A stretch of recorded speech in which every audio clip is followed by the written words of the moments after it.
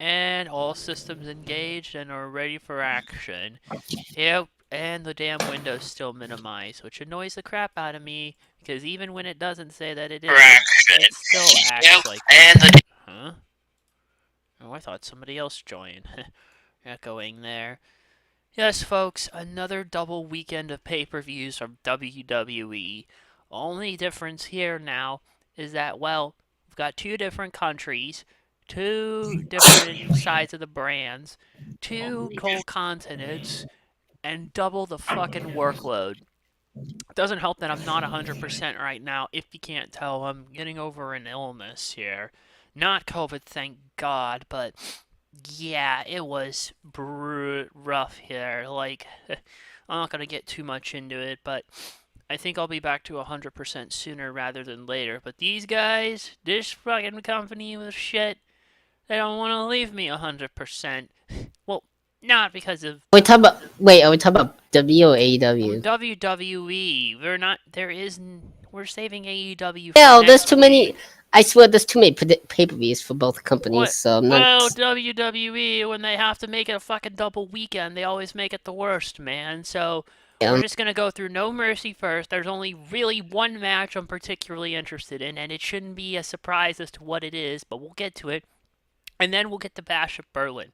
So No Mercy is coming to us from Denver, Colorado at the Ball Arena. And this is actually also going to feature wrestlers from TNA. Mainly as well because NXT has been having crossovers with TNA wrestlers coming in. So, and I think even that alone should indicate which match I'm the most interested in. But we'll get to that in a later. I'm Coffee Lover 239. Even if I'm not at 100%, I'm going to find a way. And, of course, our resident John Moxley Stan Steven. What's up, everyone? I'll just say this. I'm more excited for NXT No Mercy than Bash. Oh, come on, just man. Whatever. And beyond that, we've also got Epic Man with us. What's up? Yay, Let's go, buddy. Let's do this, buddy. Oh, hey, Jesse. What's the deal? Oh, we got Jesse. Oh, Jesse's mom is got Hey, let's calm down now, okay? I got virgin ears. Okay. Hey, first of all, do not give me. Okay, Jesse, no, don't. Hey, Coffee, let me ask you something. Let me ask you something on a non-WWE related note. What do you think of Moxley? What do you think this is going? We might be getting some kind of invasion angle. Oh, I know, and you know who's going to be leading this? He ain't going to be Moxley. Here comes the money! Shane McMahon okay, Jesse, will you calm down, please? So let me ask you another question as a additional question. Where do you have Darby Allin do his in-ring reaction and talk with Moxley? Do you have it happen next week on Collision, the go-home Collision before All Out, or do you have it happen at All Out? I want it to happen on All Out to close the show. Why would it happen on Collision? Hey, okay, guys. First of all, Jesse. By the way, wait. Typhon saying wants to talk to you, Coffee, later, just so you know. Okay, all right. All right. It would happen on Collision guys, to. Can I make it one? Can I say my point? Okay, just get it out of the way because I need to figure this shit out. I say verbally have Darby come out and respond. You could do it on Dynamite, you could do it on Collision. I would think you would do it on Collision so you could amp up the buys for the pay-per-view. You know what I mean? If you're going to... I have an idea, too. Alright. Well, that's all I wanted to say about that. Okay, that's why I do it on Collision or Dynamite. Okay, guys... Okay, Bobby Lashley also joins and MVP joins, and they call it the Hurt Syndicate. Guys.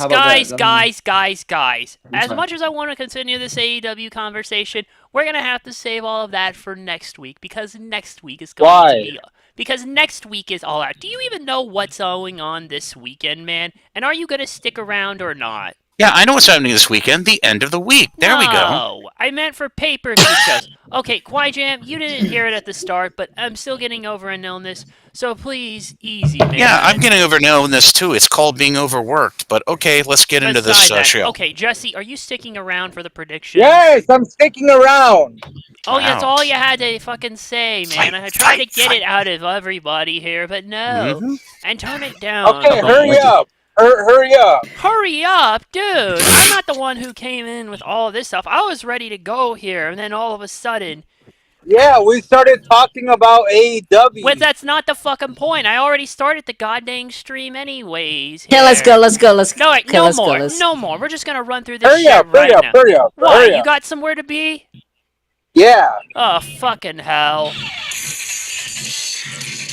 I see all your messages, by the way, Tyvon, and yet these fuckers don't want to leave me with more. Oh, great. The whole card has been rearranged. Okay, Wesley and Zachary Wentz are the first one. Oh, I mean Nash Carter. Whatever, you get the fucking point. Shut up. At NXT Great American Bash Night 2, Wesley attacked fellow Rascals member Trey Miguel and Zachary Wentz, aka the former Nash Carter of MSK. I had to remember their name there. After TNA, after he and Wentz failed to win the NXT Tag Team Championship, turning heel for the first time in his career. The following How week, dare can you please let me speak, man? You tell me to hurry up, but you keep this shit up. You're not gonna get it in. go ahead. The following week, Lee addressed why he attacked Miguel and Wentz, saying Wentz abandoned him to went to TNA.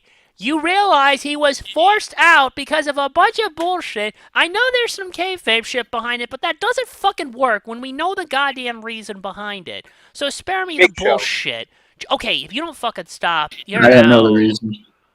You don't remember Nash Carter getting released from WWE. You don't remember that, Epic. Remember? I remember Kevin Nash tripping over somebody. No, forget about Kevin Nash. I told you to watch it, Kwai Jam. Seriously. What? I'm not at That was 100 such a. I'm Oh, not, come on. Look, I'm not at 100% right now. Okay. I'm not. So, Okay, not? just where was just- I? Okay. Okay, on the next episode, Lee faced Joe Hendry and Pete Dunne in a triple threat match to determine the #1 contender for the NXT. Okay, just shut up and let me fuck it. If you don't let me fucking speak, I'll just throw you out right now and just read the rest of your predictions like normal, man. You tell me to hurry up, and yet you're still fucking doing this shit here and fucking stopping my flow. Hey guys, let's let Coffee continue. Okay. If you don't Coffee continue. messing up my flow, man, I swear. Do not fucking try Okay, me. everyone, let's Okay, stop. let's do Coffee's it. not feeling good. Let's. Okay, continue. Thank you, Dean. So he faced Lee, Joe Hendry, and Pete Dunne in a triple threat match to determine the #1 contender for the NXT Championship, which Hendry won. After the match, Wentz attacked Lee, and both men had to be separated by security after the show went off the air. The following week, they agreed to a match at No Mercy. Dean, I gotta go with Wes winning in this one. Epic. Wow, Wesley. I'm going last. No, you're not. Jesse, can you just shut? Hey, dude, do you just not fucking listen sometimes? Do you just Go ahead. You know, Go seriously, I was gonna call on you anyways after Epic. Man, you need a fucking... Okay, I'm sorry. Now, so what did you say, Epic? I have to redo that now here because of... Wesley. Thank you. Now it's your turn, Jesse. Wesley. Now it's Quaisham's turn. Wesley Crusher with the Traveler. But yeah, I'm going to go with Wesley. He's the most obvious one for this match. Fair enough. I don't see why I should argue with the majority this time. Wesley. Chase University versus Nathan Frazier and Axiom for the NXT Tag Team Championship. Where is it? I can't even... Here we go. On the August 13th episode of NXT, Chase University's Andre Chase and Ridge Holland. Yeah, remember him joining the stable? I sure don't. Defeated Yeah, me Axiom and neither. Nathan Frazier to win the NXT Tag Team Championship. The following week, Chase University, Chase Holland, Duke Hudson, Riley Osborne, and Thea Hale celebrated their victory, but Axiom and Frazier interrupted and requested a rematch. Hudson said he would consider giving them a rematch if he defeated him and Osborne, which they did. The rematch was made official for No Mercy. Let's see here.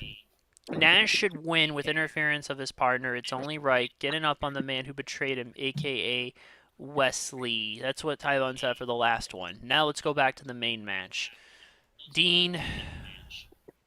I got I got Chase U University to win this Chase one. you, huh? Alright. Now Epic. Must- Axiom and Nathan Frazier. Yep, Nathan Frazier. Yep. Now Jesse. Okay. Okay, Coffee. Why don't you read what I said, please? Why do I have to read what you because said? because it'll just make it easier. I'll just be quiet. You just do it. No, when I call on you and it's your turn, you can speak then here. Okay. Okay. I said Chase U win, but Motor City Machine Guns debut and attack Chase U, saying that they want the tag team titles and they're heels. Yep, he's that eager for them to join somewhere, ladies and gentlemen. And now Quiet Jam. You know, this is a great example of something that the Shawn Michaels NXT booking has been doing too much of, but before it wasn't so sporadic. It was just like one, you know what I mean, leading to a pay-per-view, coming out of a pay-per-view. This is the epitome of what we call flip-flopping of titles. Okay, we're it's just like women's volleyball. You're not really watching the ball, but I'll let your imagination take over on that one. But they are flip-flopping this thing between Chase U and Nathan Frazier and Axiom, and I don't like this. If they do this consistently with another title, then I don't bother why people want to do a conjure this when it's repetition, and I hate repetition. But for the sake of this prognostication, which is one of my favorite words to say slowly when I'm eating large amounts of mashed potatoes, I die Jack. Definitely it's gonna go back to Frazier and Axiom because Chase U is abjectly the most ridiculously stupid thing to come out of post WWE NXT 2.0 to still be around as much as that Asian girl who likes to sleep with her pillow. Oh, we'll get to her later on. When I'm did sure you Okay, Jesse, can you not calm the fuck down there I for said just... Wendy too. No, I said we'll get to her. You don't have to say her fucking name. She's not Joe goddamn Hendry. Say his name and he Oh, appears. for Christ's sake. I believe in I believe. All of you, Joe. hey! Guys, let Coffee continue. You know what? Coffee, Gotcha. Didn't you say tell me to hurry up, Jesse? But here you fucking are. You want to keep interrupting guys, the proceedings? hey, I'll just throw guys, you enough. out. Let's say them when we mention the people's name, then we can do it. There. Yeah, because I'm not 100% right now. Okay, but then I don't want him bitching that we're saying his name. Oh, can you please just stop, man? Here, excuse me. Yes. Yes. Dude, you're you know not what, fucking... You know what? I'm just gonna leave and you can read off my prediction. Oh, you want to be like that then, huh, man? You don't want to actually just No. take a It's just I'm picking up my girlfriend right now, and Well, you should have actually decided about that before coming in here, then deciding whatever, and just told me up front, not literally when we're live on the fucking air, man. I literally forgot. I'm sorry. You forgot? Yes. Good grief. Oh boy. This guy. Fine. You want me to just fucking read them? I'll just This read guy. them then, man. But next time you pull this stunt, it's not. You won't be so lucky. Oh, I'm getting lucky tonight, though. Oh yeah, Why, but Jim, can you'll you- be But what about lucky us? there, but you won't be lucky Yeah. here. I'm not worried about there. I'm worried about here Why aren't you worried about there? You need to be. You have because to worry you're about over here. there. That's you. Quiet Jim, while we wait for them to stop, can you make me a deluxe chicken sandwich? What- No, I'm hey. sorry. We're fresh out of Hey, boredom. hey. All right, guys. Have a great Shit. rest of your night. Yeah, you too, Jesse. Have fun. Thank you. I'm gonna get late and I'm gonna be like, huh? Yeah. Just stop. Yeah, and Jesse, to note, the girl thereafter is definitely going to be trying to dream of something harder. But okay. Yeah, that we know that's not coffee. Okay, shut the fuck Okay, up. let's go on to the Get next out. match. Let's go on to the Get next out, match. Jesse. Bye, Jesse. It was good Get seeing out. you. Guys, bye. Get out right now. There we go. Hey, hey. Okay, let's move on to the next match. I don't even think I said my fucking predict yet. I swear. What is your prediction, Coffee? I don't fucking care at this What is your point prediction? here. Is it Chase U, or are we going with Okay. Axiom I'm and just gonna Frazier? go with fucking. I know who's on the fucking line here. You don't need to fucking tell me. I'm the one reading the shit off. I'm just. Good grief. I don't know. Fucking. I'm going with Chase U because Tyvon mentioned a point about hot potatoing the titles ain't necessary, and I Yeah. agree. So Yeah, let's go to the exactly. next. Now here's the fucking one he couldn't stop shutting up about in the first goddamn place. Who do you even fucking say here? He said Chase University and his shit. And now this match. Fucking Kalani Jordan versus Wendy Chu, North American Championship. Here's the fucking one he just could not shut up about. What the hell's with this evil looking thing she's got going on? Seriously. She got the fucking I think that's face- called insomnia. No, but like the fucking face tattoo. It's like a few steps away, and Wendy Chu looks like she'd belong in the Nightmare Before Christmas. Or Maybe any she's going to stop motion cosplay as picture. Umaga at the next wrestling convention. No. It's like throwing used toilet paper on a dartboard. That's all it really is. Whatever. Week 2 of the Great American Bash on August 6. Kalani Jordan defeated Tatum Paxley to retain the NXT Women's North American Championship. Wendy Chu appeared after the match to confront Paxley, only to attack her from behind. The following week, Jordan sat ringside for a match between Paxley and Lola Vice, who was attacked by Chu from behind. I can't read. I tell some of you not to fucking try me, and yet you just wake up choosing violence. I'll be ashamed of your fucking selves. Chu posed with Jordan's titles. Jordan interfered in Chu's match against Vice in the next episode, only for Vice to accidentally strike Jordan. Chu subsequently attacked Vice with a pillow to win the match.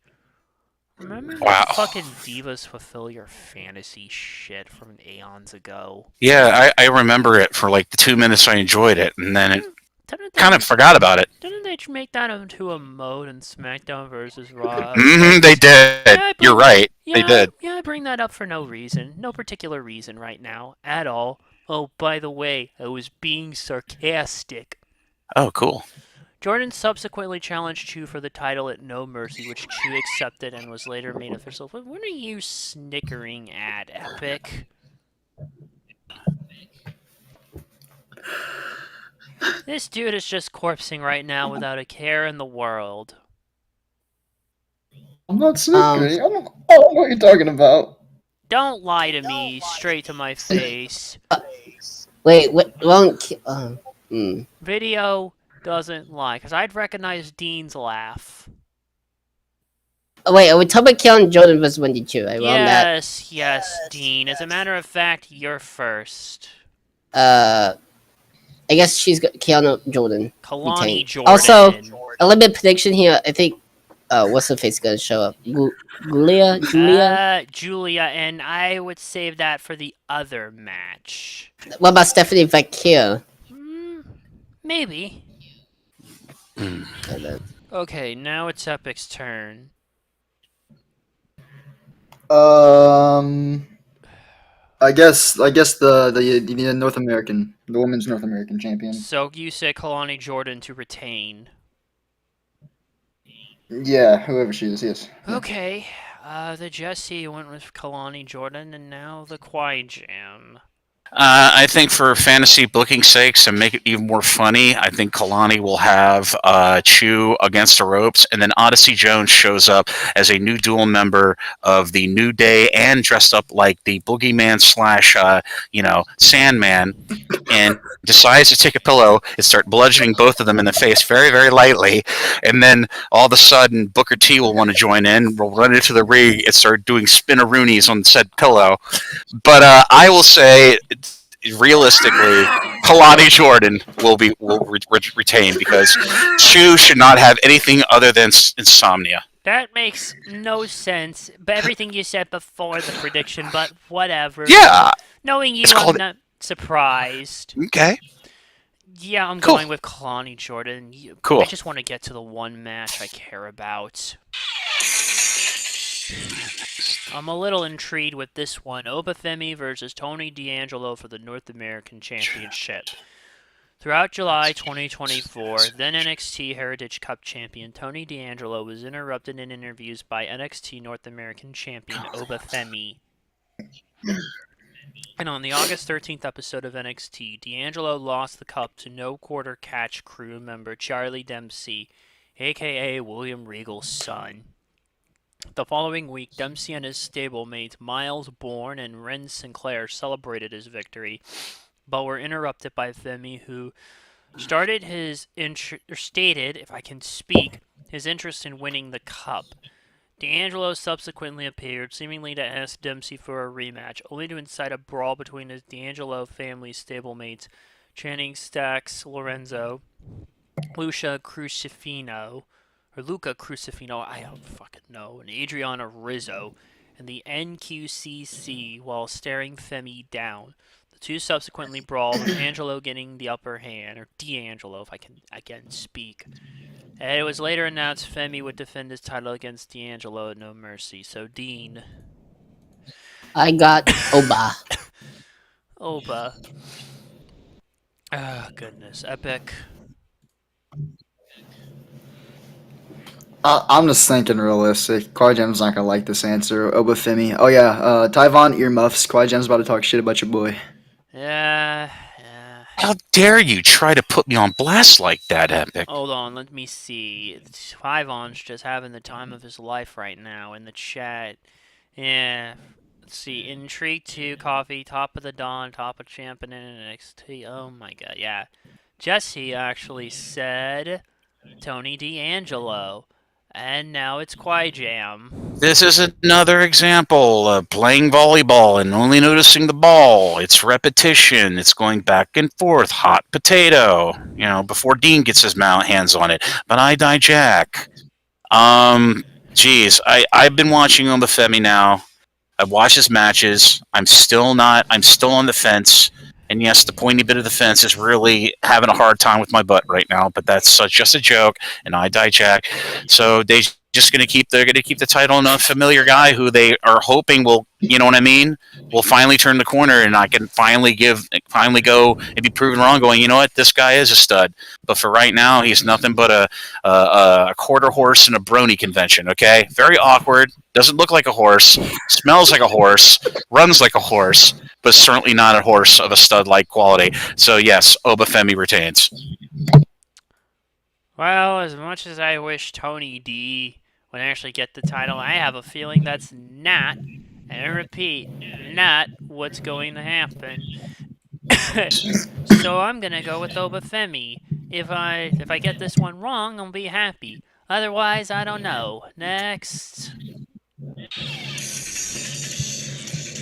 Here we go. Roxanne Perez versus Jada Parker for the NXT Women's Championship. So, where is it? Here it is, yeah. On the August 13th episode of NXT, the brand's general manager Ava announced on the next episode, a No Mercy 6-woman gauntlet eliminator would be held featuring various women who had never challenged for the Women's Championship, and the winner would face Roxanne Perez for the belt at No Mercy. Ren Sinclair, Adriana Rizzo, Sol Ruka, Jada Parker, Kendall Gray, and Brian Lee Reese were announced as 6 competitors, and the match was won by Parker, so here we are. Oh, Tyvon. Anyways, let's see. Dean first. I got Roxanne. Alright, and now Epic. Roxanne.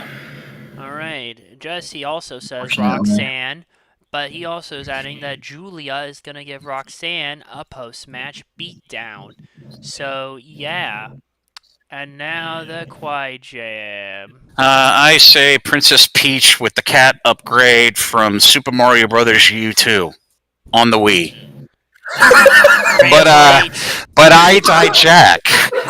Look, dude, you honestly could have thrown all these women in a ring and call it the super duper happy Hello Kitty sponsored happy get along pillows to the face while Booker T watches match. Okay, this is just another example of very, very lazy naming of wrestlers. Okay, nobody knows any of these wrestlers' name. The only one they know is Roxanne Perez, and you can ask a casual wrestling fan. They'll be like, "What was her greatest moment?" And be like, "Oh, when she squashed an actual good female wrestler in Jordan Grace."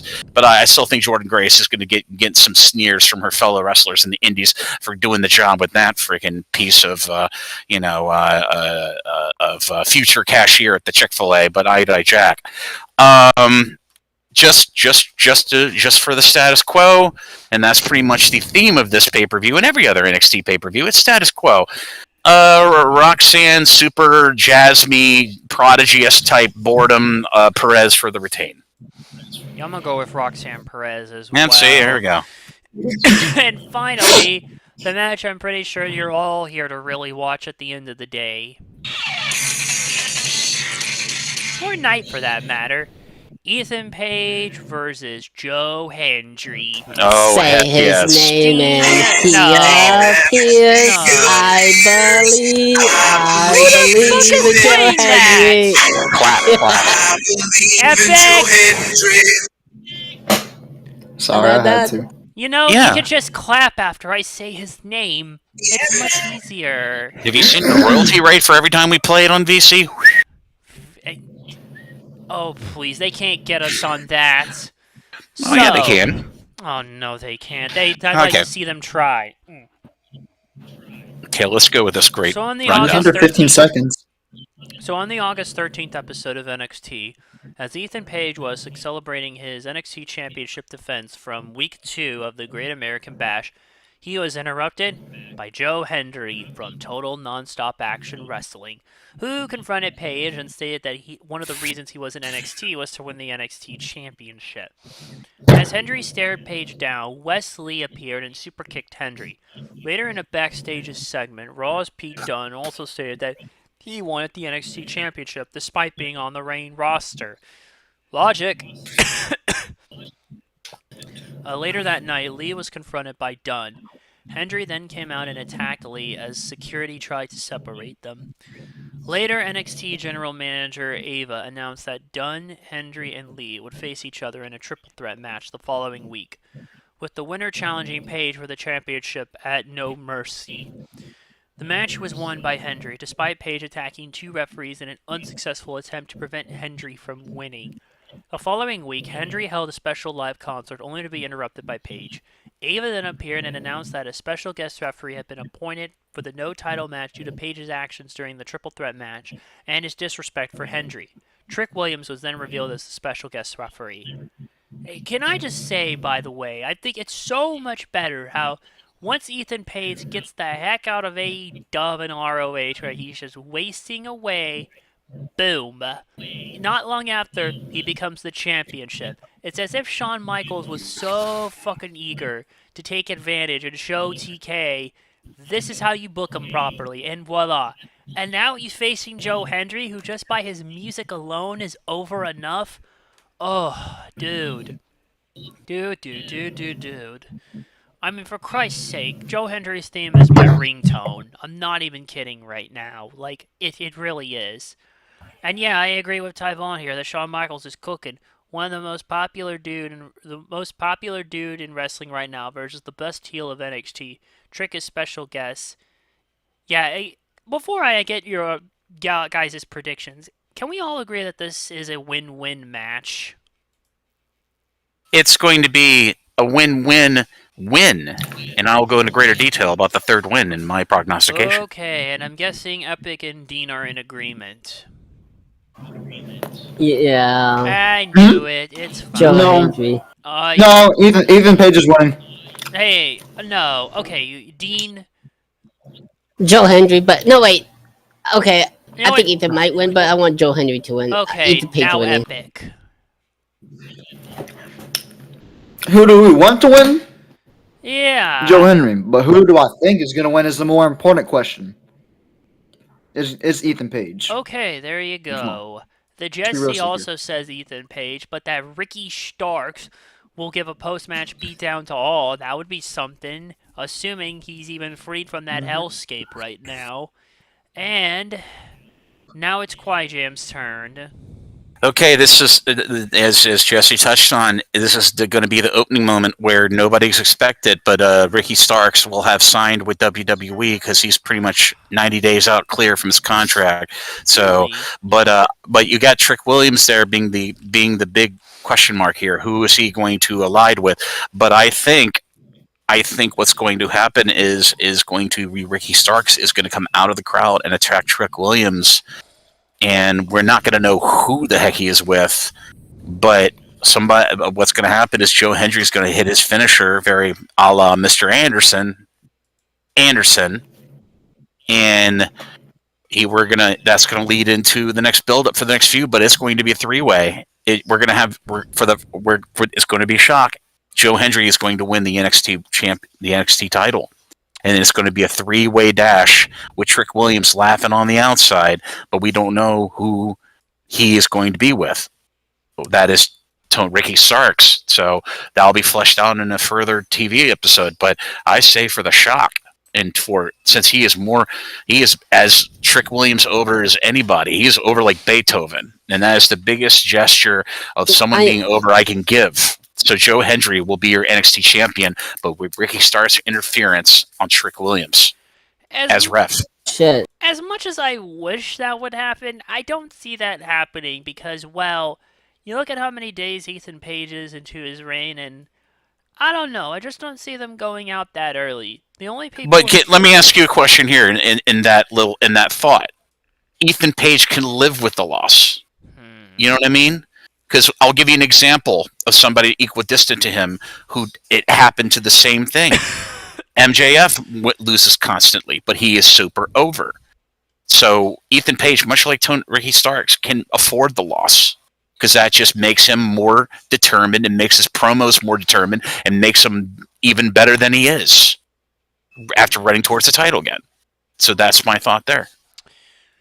I mean, I guess, but at the same... Oh, but before we do, apparently TK said in an interview that Ricky is still under contract, so... Well, maybe this could be the first collaboration between WWE's Mr. Levesque and AEW's Tony Khan. There's an opening here. Both guys need, you know what I mean? Come on.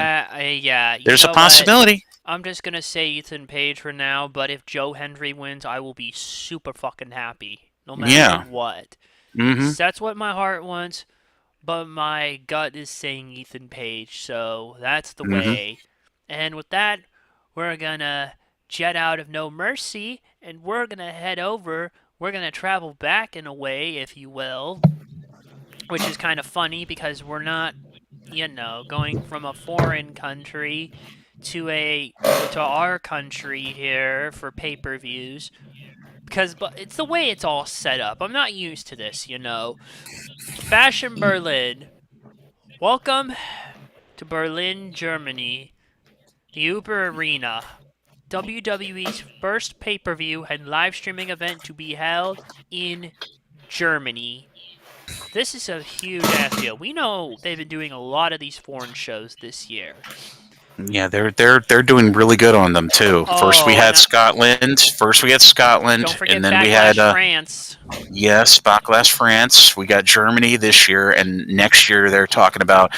Get ready for this, Belgium. I heard about that. Yeah, Belgium. Belgium or somewhere in the Balkans. They're trying to do a show. Oh, that would be awesome. That would be great if they could do it like in the former Republic of Yugoslavia.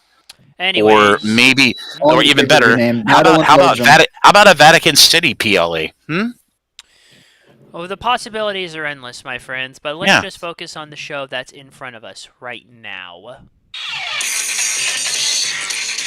Starting with Cody Rhodes versus Kevin Owens. So at SummerSlam, Cody Rhodes retained the undisputed... Look what y'all got me doing now from earlier. An undisputed WWE Championship against Solo Sikoa in a Bloodline Rules match, which also included aid from Kevin Owens in fending off other members of the Bloodline. Jacob Batu, Tama Tonga, and Tongaloa. And on the following episode of SmackDown, as Rhodes was about to say who he wanted to defend the title against Sebastian Berlin, he was interrupted by, well, the Bloodline, Sikoa and the Tongans, as Sikoa wanted a rematch. Buddy, you were living far away from those times. So Rhodes declined, saying Sikoa did not deserve it, and as the Bloodline were about to enter the ring to attack Rhodes, Owens again came to his aid.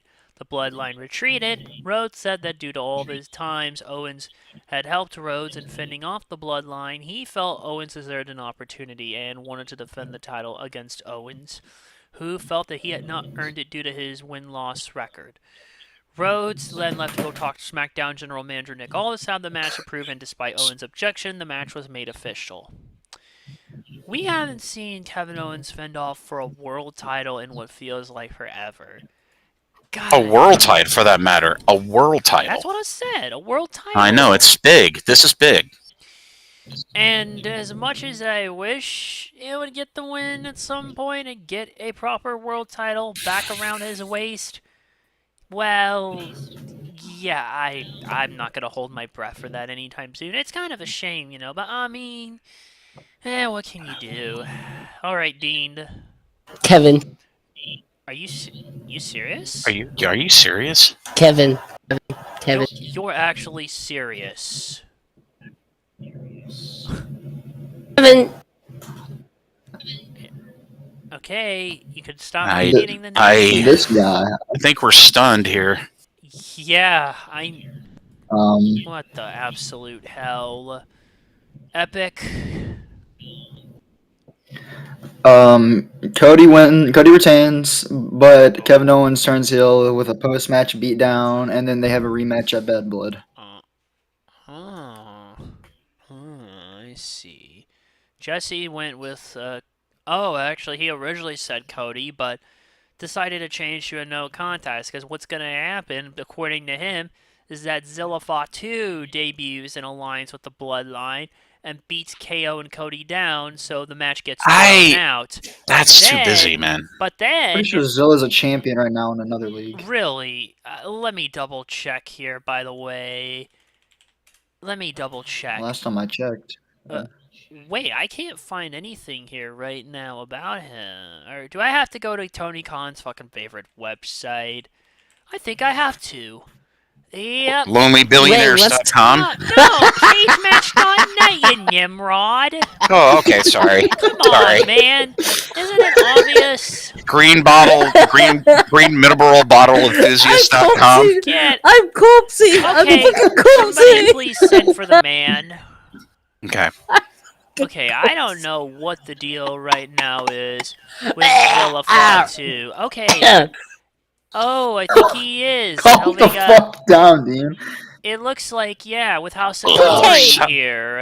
Settle down, Beavis. Hold on, titles.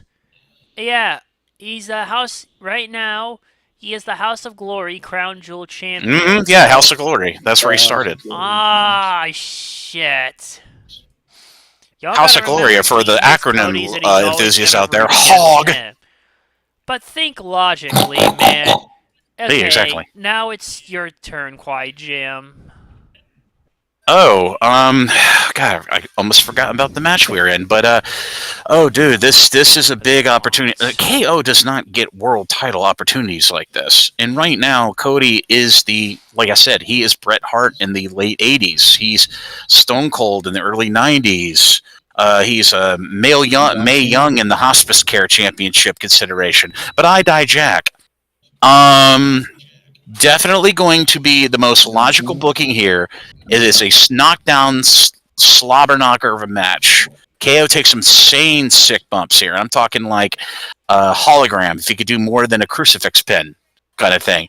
But I say Cody retains, but most logical thing happens, KO flips heel while they're like in the ring doing, the congenial handshake at the end of the match. He turns around, he hits Cody with a pop-up. He clotheslines him, and he picks him up, throws him in the rope, hits him with a pop-up powerbomb. There's going to be no bloodline stuff because that's just, like I said, you saved that for Raw. You saved the bloodline ridiculousness for, you know what I mean? You don't do it on a pay-per-view. You can't do You can't have him debut. You know what I mean? Yeah. Have Roman come in and just a whole kerfuffle. So yeah, I say Cody retains, but with KO going heel. That seems to make the most sense. And I was gonna say Cody anyways, but I think you've really helped flesh it out. Plus, we get more heel stuff, and heel KO is just great. He's awesome. Next to heel Jericho, it's the best heel. And yeah, I see what you say, Tyvon, but sometimes you can't think with hate. You have to think logically. Yeah, unless you're MJF, then you can think about hate all the time. You know what I mean? Yeah, but even he knows how to combine hate with logic properly. Because that's him. Except for when we're remembering where he put his ring. Yeah, but we're not going to focus on that because TK doesn't do those things anymore. So next. Yeah. The Unholy Union, Alba Fire and Isla Dawn versus Bianca Belair and Jade Cargill, aka the Buff Baddies, for the Women's Tag Team Championship. Let's see here. At Clash at the Castle, Scotland, June 15th, the Unholy Union defeated defending champions Bianca Belair and Jade Cargill and the team of Shayna Baszler and Zoe Stark, who they pinned to win the Women's Tag Team Championship. Over the next few weeks, Belair and Cargill vow to regain the title. On the August 2nd episode of SmackDown, Belair and Cargill defeated Fire and Dawn in a rematch by disqualification after interference from Blair Davenport. Since championships do not change hand by disqualification or countout unless otherwise stipulated, Fire and Dawn retained. On August 23rd, SmackDown General Manager Nick Aldis announced Fire and Dawn would defend the Women's Tag Team Championship against the Buff Baddies at Bash in Berlin. There's not much to say here, so, Dean. Not Jane Cargill, but the other team, Kelly Ray and the Unholy Union. Yes, the. Okay, Epic. Unholy Union wins, and at the end it kind of teases sort of a breakup between Bianca and Jade Cargill. Jade Cargill. Jade Cargill. I'm sorry, bro. What are you, a judge? You testing your gavel? Calm down, man. Anyways, yeah. Calm down, Judge Wapner. Sort of teases Judge Wapner. Wapner. You know, Wapner. People's Court. Yeah, I know. But they don't quite break up yet. And they don't quite break up yet. Oh my god, dude. I see. Jesse's saying Jade Cargill and Bianca Belair because, yeah, we know why the Unholy Union even won the titles in the first place, but we're not going to talk about that now, so Kwai Jam. Boy, this is another example of really bad tag team bindings. Putting Bianca Belair and Jade Cargill into a tag team at the beginning, I was like, okay, this makes sense.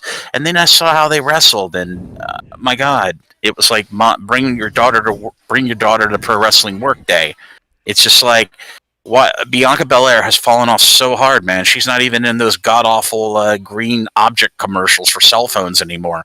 It's Jade Cargill in them now, and I'm telling you, Jade Cargill, she needs to be a single star.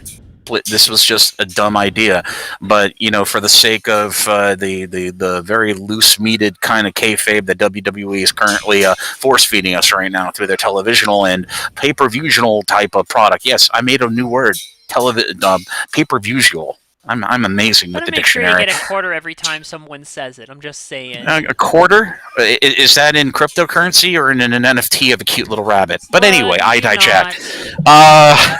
I definitely say they're going to keep it on the Unholy Union, but I see a logical separation beyond. There's going to be a bad move in this match, maybe on a tag, maybe a hot tag, to Jade Cargill. And this is going to cause the friction between the two of them to be splitting apart. And I hope this happens. So, Unholy Union, whatever their names are, Team Firecrotch, whatever they are, whatever, let them retain. And then the whole focus will be on Jade Cargill, Bianca splitting. That actually makes the most sense when you put it that way here. And quite frankly, I mean, they could give them the token title reign, to be honest. But at the same time, it's like, Maybe we could actually make something more Is out this of it. is this Tolkien from South Park, or is this actually Stop what you used to it. use in video games? Stop it. Okay.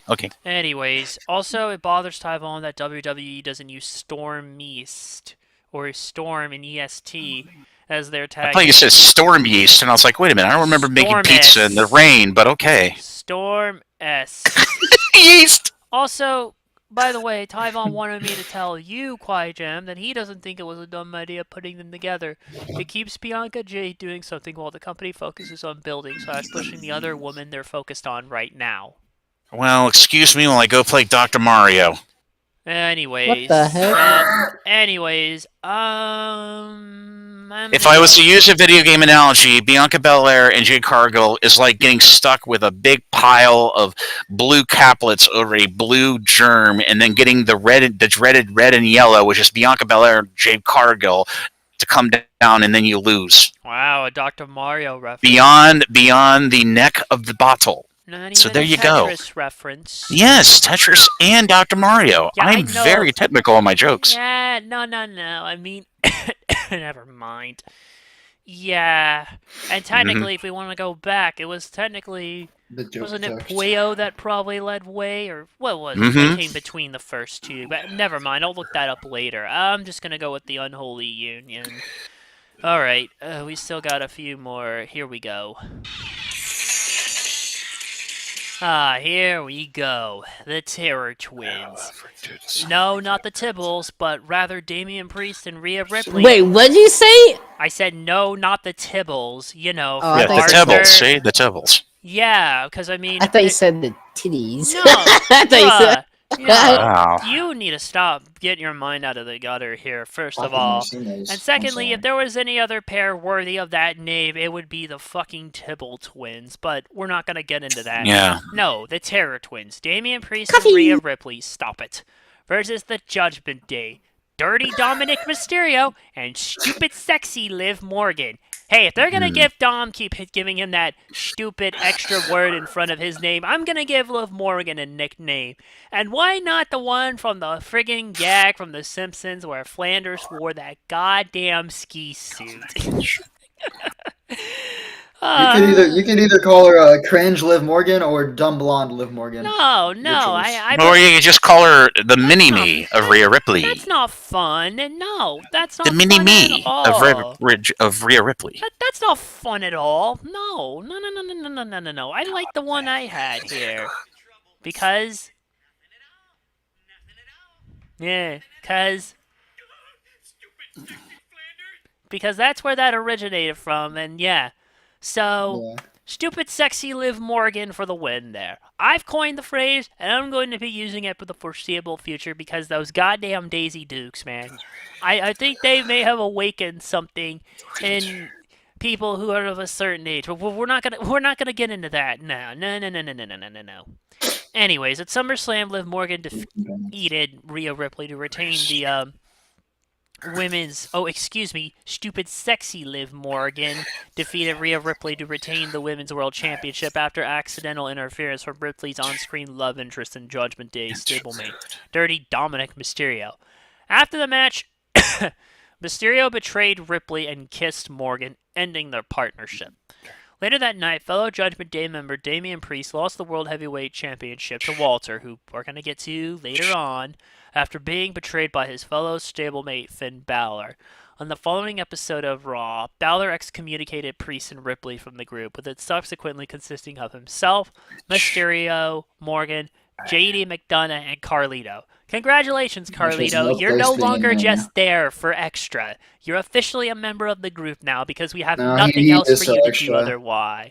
He's so extra. No. I mean, Priest Pratt. QuiJam can agree. No. Yeah, LWO's budget for apples was too high. But shit, I mean, what the hell else are they even gonna do? Yeah. Anyway. Nothing. Put him in a shower with a knife. Yeah. Suddenly Sorry. that signing of him, I don't know. Later that night, Priest was attacked by Balor during his match against McDonough before Ripley came out to save him. Following week, a mixed tag match between the team of Priest and Ripley, who would take on the name the Terror Twins, and Judgment Day's Mysterio and Morgan was made official for Bash in Berlin. And can I just say, by the way, it's very funny too how Edge pretty much got kicked out of the Judgment Day at first. I forget who was it who kicked the poor guy out anyways? I forget. Who kicked his ass out? I don't know. Maybe he just didn't pay his part for the rent in the LWO, and they just like goodbye, and they kicked him out. I don't even know here. I'm sorry, but we don't accept apples for rent. Who excommunicated him? He left June 6th, 2022. So I don't even remember exactly because I don't know. God, it was so long ago here. By the way, let's see, June 2nd. A long time ago in a WWE universe far, far away. Damien, huh? Thank you. Yeah, I was gonna say Damien if it was, because then it'd be kind of ironic. The man who basically usurped or whatever the original leader of Judgment Day to lead the group got freaking kicked out himself in the end. By someone he should realistically be able to fucking pick up, no less. But what? Shut the heck up! God, I hit something wrong there. That wasn't supposed to hit. Jesus, I mean, on the video, on the YouTube. Thank God you said the video. Shut up. Whatever. Yeah, it's ironic, basically, that Priest ends up kicking out Edge, only to be kicked out himself by Finn Balor. And now kicked out by association. And now he can't even get Balor out. And now he can't even get back at Balor. Instead, it's like Balor's got his stroke back of being a leader. You know, it's like he's reliving his salad days with the Bullet Club. No, because he was the original leader. Yeah, but no. Instead, no, he has to face fucking Eddie Guerrero's illegitimate child. He may as well be with the fucking mullet and his rat stash, might I add. And then, well, the girl he decided to go to instead of Rhea. You know, what if that whole thing he did on Raw was a ruse? Yeah, it was a ruse. They just only said it so Rhea would believe it. That way, boom! When she least expected, betrayal! Betrayed worse than what happened when Spoonie got betrayed. Anyways, Diener. I got the Terror Twins. And now Epic.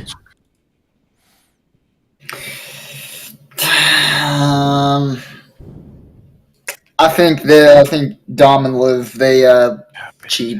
They win. Oh, I mean, like father, like son, you're always number one. Yeah. If you know the rest of the lyrics, you know. Anyways, Jesse says Dominic and Liv. Now, Quiet Jam. Jesus, this is just more. But this is now on the main roster. Okay, we're taking the repetition even more repugnantly annoying about a faction that has been dead in the water since Edge disassociated with himself and decided to go to AEW and make some actual money that actually has checks clear, unlike over at VKM land. But I digress. This is really. I'd really just want to see this match just end up as a stalemate, to be honest, because both of these couples cancel each other out. I mean, it's a gender match, but I think in the end they're gonna make everybody angry by having. I hate to say this, and I feel like I've lost 5 years of life contemplating this decision. Dominic Mysterio and Liv Morgan for the win. You know, if you actually want to make them worth a dang here, and hi, Shoopster, and yeah, okay, let us sink this scented. Mixed matches, okay, ooh. Everyone just said fucking midget Alexa Bliss here. Hey, his words, not mine. Don't shoot me, I'm just the messenger.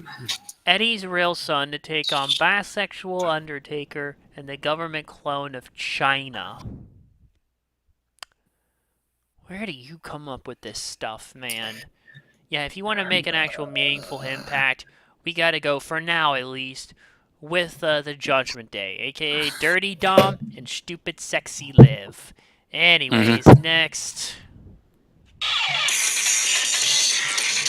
CM Punk versus Drew McIntyre in a strap match. At SummerSlam, McIntyre defeated Punk, which had Seth freaking Rollins as a special guest referee. Weeks prior to the event, McIntyre stole Punk's bracelet that had his wife, AJ Lee, and his dog's, Larry, name on it. Anyways, during the match at SummerSlam, Punk tried to retrieve the bracelet, Punk retrieved it, but accidentally dropped it.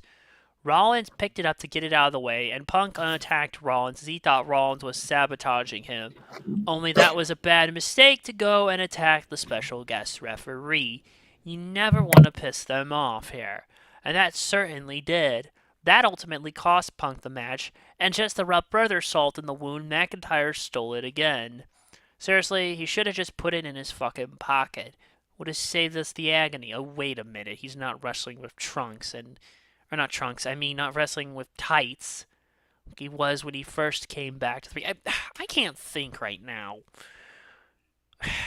On the August 12th episode of Raw, the two brawl, which ended with Punk whipping McIntyre with a belt. And thus... On the following episode, Punk announced that Raw General Manager Adam Pearce approved a strap match at Bash in Berlin between him and McIntyre, who came out and accepted the challenge. So yeah, if Drew loses, what, STFG, ISTFG? Okay, I don't think I want to know what that, oh, that's what that means. Never mind. Yeah, there is still some personal stake, and we haven't even gotten to the fucking hell in a goddamn cell. But I assure you, we'll get there eventually. So, with that... Yeah, I don't think I can say much more. This has been the most entertaining thing of the bunch out of everything, the most personal, and yeah. So, Diener? Punk. I don't know. Punk. I don't know. I guess Punk. Alright, there you go. That's good enough for me. Shit! Why do I keep hitting the wrong fucking button on this thing? God, I am off points tonight. Y'all got me... Okay, epic. Like Mussolini with extra cheese. Hey! That's CM Punk. That's not how that line goes, but whatever. The Jesse says one CM bill Punk, fill, and now Quai Jam. Oh, Jesus. I can't believe I'm still thinking about CM Punk now. You know, this is a recycling, and such a blatant recycling. And I know Punk probably brought this idea to Mr. Levesque, going, okay, let me liquidate what I did with MJF in our dog collar match, but let's do it as a strap match. This is recycling personified. The promo work, at least I've seen with Punk and Drew here, unremarkable. I know a lot of people are still imagining the shoot promo in their subconscious mind whenever they see Punk talking with that pepper beard flaring up highly there. But this is Punk recycling old stuff he did in AEW. Okay, and Drew McIntyre. This is just they're going to get into 3 or 4 matches out of this before it's all said and done. Probably get them up to maybe, I don't know, first quarter, second quarter of 2025 before we get tired of this crap. And I've been tired of it after the first time. So it's a gimmick match. Punk always is his best in gimmick matches. We always know this.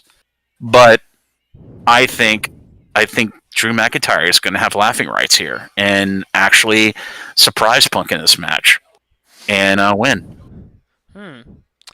Because you can't have Punk win and him win and you do a proverbial rubber match, because WWE's pondered product is not known for rubber matches. But a year and a half ago, they did rubber matches. Remember that? They did rubber matches a year and a half ago. Right. But now, I think with Punk and Drew, it's just going to be pumping the dry well that they both are at this point. And just to get more matches for more PLEs for more months going, you know what I mean, going forward, that keeps Punk at least in a limited match kind of deal. Because we know if Punk goes and does another, like, really, like, a Hell in a Cell or something of that variety of a steel cage match, he will get injured again. He'll sit on the shelf for another 9 months. and just, you know what I mean? Lather, rinse, repeat. So I say to make this feud have a little bit more fuel, Drew McIntyre. All right, first, before I give my prediction, I'm gonna read I'm gonna read Tyvon's prediction. He says, "I don't care who disagrees with this. CM Punk needs the win. There's no way you have Punk lose his first 3 pay-per-views back to back. Plus, the feud can still continue. I mean, we haven't even gotten to the That Hell in didn't a stop Cell yet." WWE from doing that in 2009 through 8, but you know who's counting. But please And continue. besides, hold on. The feud can still continue. Drew is like a crazy ex. They don't go away so easily. Right. Anyways, you know, seeing as how Drew won the last one, and if Punk wins this one here, they'll go into the rubber match at Bad Blood, which will likely be a Hell in a Cell match, more than likely. Yeah, and I don't want that. No, I want that more than anything. I don't want to see Punk fall off the cage or hurt himself to such a debilitating state. Who says he needs to fall off the cage? I know, but you get my look. Punk did 2. If you analyze his injuries that he had in AEW, and then the one he had at the World Rumble, these were missing his step kind of injuries. These weren't debilitating like Shane McMahon super dives. Okay. But what did we learn? What did we learn from with Adam Copeland and his steel cage match in AEW? He's gonna have to. He's gonna feel that he's gonna have to relieve that itch by doing something very, very, you know what I mean? Threatening. Or crazy in that ring, because you know Triple H would probably push him into that. He'd be like, okay, come on. I mean, he's not. He's been playing it safe. I know, but Punk's style has always been doing something extra that he doesn't need to physically do. But he's not. I know, but I know how Mr. Levesque thinks, dude. I've been watching the product. These wrestlers, especially of the Punk pedigree, will feel like they need to do something extra at a PLE. This could be in Saudi Arabia. It could be wherever. But I don't want Punk to make that decision in a gimmick match that either fringes or goes near a Hell in the Cell to a steel cage match, or they're going to be gurneying him out forever. Okay? I'm thinking for his health. I'm not thinking for where his brain is. Okay? I'm thinking for the health. Yeah, you know what? I mean, whatever here. I'm going with CM Punk just so we have it evened up to a rubber match, because you know there's going to be one more at Bad Blood. I guarantee it. So, there's at least another 2 to 3 matches here, dude. So yeah, I'm going at least in with this feud. Punk. I'm going with One Bill Phil on this one, which finally brings us to the big, big deal with this one. Walter versus Randy Orton for the World Heavyweight Championship, with a little stipulation here. If Orton wins, he goes to Raw, and I have to say Austrian here goes to SmackDown. Yeah, I know, we're in Germany, but the champion is Austrian. Isn't it funny how that works? Yeah, I know. Oh, hey, what do you think? Where do you think they dig bodies? There you go. That's enough of that. Anyways, so a King and Queen of the Ring in May, Gunther Walter defeated SmackDown's Randy Orton in the final of the King of the Ring tournament, which earned him a match for the Raw's World Heavyweight Championship at SummerSlam in August. But during that final match, Orton's shoulder was not fully on the mat when the referee counted the pin. After the show, WWE Chief Content Officer Paul Triple H Levesque noted the mistake and said the referee's decision was final, but that there would likely be a rematch between the two. At SummerSlam, Walter won the World Heavyweight Championship, and during his speech in the following Raw, he was interrupted by Orton, who noted that because of that mistake in the King of the Ring final, that ultimately allowed Walter to become champion. He then said that he wanted his rematch in Bash in Berlin so he could take on the World Heavyweight Championship from Walter, who accepted the challenge. And it was later stipulated Orton won the championship. There would be a trade between the two, which I've already outlined in the special stipulation, so I don't need to outline it again. I know people want Randy to get close to beating Flair's record, but he still has many more years to get to that goal. Don't take the title off, your case now, Walterish Gunther right now. Too early, plus you risk hurting his run. But yeah, I mean, shit. I mean, when I wish it was the whole Uber Arena chanting Walter. Remember those old chants, how they used to chant Goldberg, like back in the day, but they did that when he was in NXT UK, and Hmm. eventually even on the main NXT. Yeah, could you imagine a whole fuller arena doing that? Like that? Hmm. See, that would be like music to my That'd be like the ears. acceptance of Western Europe. Like No. the Americans. No, it'd be Yeah, music to my they- ears, but whatever. We I can't have know. nice things all the Mhm. time, at least. But yeah, I don't even think I need to say much more. This is gonna be a banger. So, Dean. Gunther, I gotta go, guys. I gotta do something. Alright, bye, Gunther. Dean. See. Yeah, I think it's the pay-per-view. Epic. Gunther. Of course, you submit. Epic. Are Jesse you there? says Walterish Gunther. Now Jam. No, this is purely being done to continue to condition Gunther into being or Gunther Schwalter to be perceived by the WWE universe, which is not really still kind of on the fence with accepting him as a world champion. Really now? Thank goodness. Well, dude, come on. I talk to casual wrestling fans all the time, and they're kind of skittish when you talk about Walterish Gunther. Okay, yeah, they are. Did they Because not see his run in NXT? Remember the key word I said here: casual wrestling fan. So they didn't see his WXW stuff. They didn't see his stuff with Ilya Dragunov, which is I going to did. be his rival. I know. I'm saying it. The casual wrestling fan, the big spender in that industry. The person who's spending the most money and the most time and has no investment and has no hindsight of what came before Gunther Schwalter came and dropped 100 pounds with Ilya Dragunov in his satellite. Okay, I think Randy Orton is going to help Gunther turn that corner and make people across the WWE multiverse actually accept him finally as the great physical genetic freak of a European, the cream of the crop of the European strong style of wrestling, finally accept him as a world champion. And Randy Orton has a history of doing this. Okay, of making other wrestlers who the fans don't completely are warm with, make them look better. This is no different from what KO has been doing for the last decade. You know what I mean? Yeah. I mean, Jericho got revitalized because of KO. So let's remember that. He resurrected a legend, whereas Randy Orton is helping, you know what I mean? Certify that Gunther Schwalter is a world champion you need to take seriously. This is what they're doing here, and it's very smart. As Randy is a guy that helps these young guys get up to that next level because he's so good in the ring. He's like Dustin Rhodes. He's like Cody. I don't need to keep naming names, but the most logical booking here is that Randy Orton gets beaten by Gunther, he retains, and then Randy does the old customarily like Kurt Angle and Jericho thing, walking over and raising his arm and pointing at him to go, hey, this guy is something, he deserves your adulation. So I say Gunther retains, with the shine being brought to him by Randy Orton. If you really wanted to actually get anyone to really elevate Hey, him to the Epic, next calm level, down, okay? I hope that was a get clap. people to accept him Well, as a world champion, Mm-hmm. and I say Randy Orton is probably the perfect guy for that at this Yes, stage of he's his the career. only guy on that roster There's only next to one KO. way- He's the only guy. There's only one way I see this going, and that's Walter friggin' retains. Mhm. No Yep. ands, ifs, or buts about it. And Mhm. that, my friends, is the show in a nutshell, or these shows.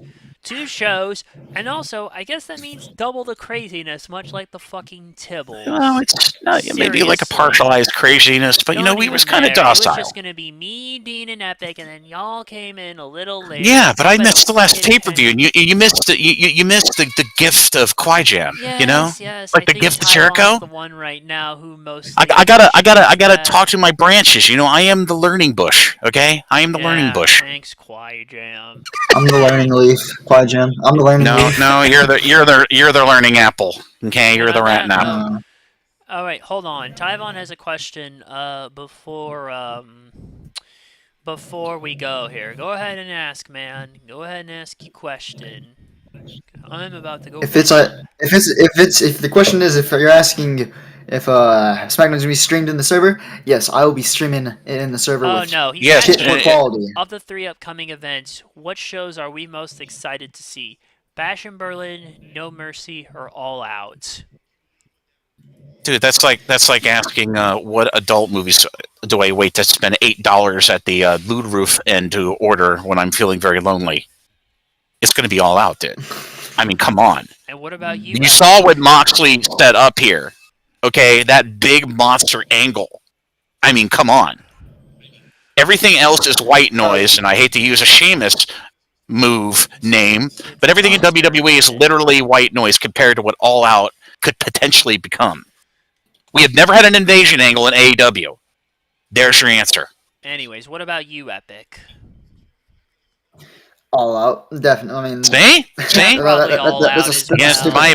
my disciple is speaking very well tonight. I'd say All Out as well, but I really am excited for a bunch of them. Here. And the nuclear heat that we're going to see on display that Dominic Mysterio only dreams about towards Jack Perry from the Chicago crowd. I mean, come on, dude. Oh, Jack Perry. Yeah. Okay, calm down, man. Like I said, the nuclear heat that we don't regularly see with Jack Perry in association with Mr. Chick Magnet Fooey. One belt So there you go. fail, so yeah, and I can't. No, wait. three injury Phil. Let's remember that 3 injury Phil. You know what I mean, but yeah, I can't wait. But anyways, despite this, I swear. So next week we will be back with All Out. So thankfully, just the one show, and then the next one we should be hitting will be Bad Blood in October. I swear, there's more October pay-per-views here. Like, they don't want me to have my horror game fest on Twitch like I normally do every year.